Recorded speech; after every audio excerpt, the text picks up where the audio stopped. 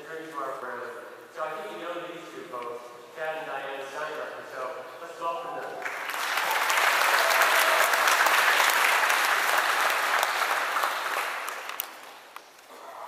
When I first heard about FPU, or Financial Peace University, in the men's room, and although Diane and I were both accountants, and we always handled our finances well, I thought it would be a good tool to explain financial management to our kids, who are teenagers.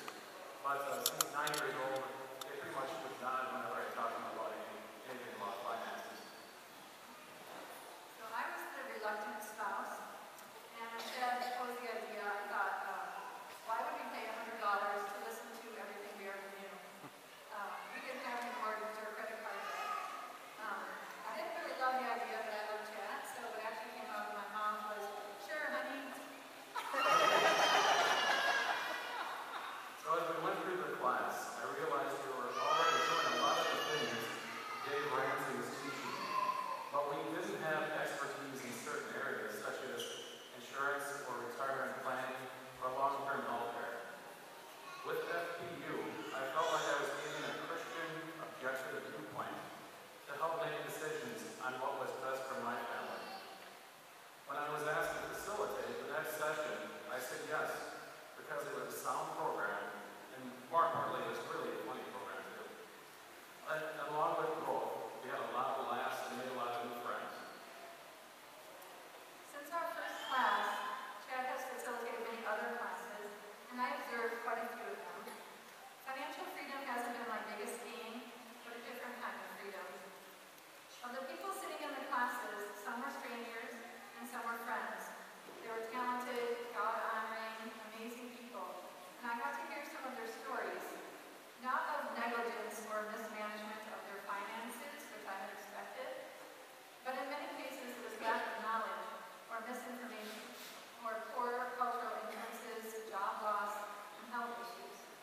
My eyes were open and I gained freedom from judgments, an increase in understanding and compassion, and an appreciation that good financial management is a gift that doesn't come naturally to everyone, but must be learned. Around Thanksgiving, I became aware of 2 families of friends that were in severe financial need, including one that had 2 children needing very serious surgeries that they could not afford. Our family could not possibly put a dent in their needs, so I sent out a letter to friends, and funds started flowing in. I'd come home and I'd see Diane tearing up and sniffling, and I'd think, oh, what did I do wrong now?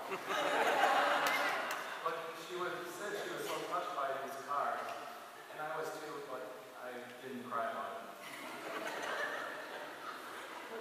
So collectively, we were able to be a significant help to the families, and even collected enough for the 2 children who had their surgeries. But to me, most impressive were the incredible notes that I got. Thank you for letting me know. Thank you for inviting me to help. Please keep my name confidential. True generosity and true humility. So this card got in the mail just yesterday from a friend of my daughter who is just 17 years old. And it reads, Dear Mrs. Steinberger, my mom showed me the emails you've been sending out about your friends in need. And my life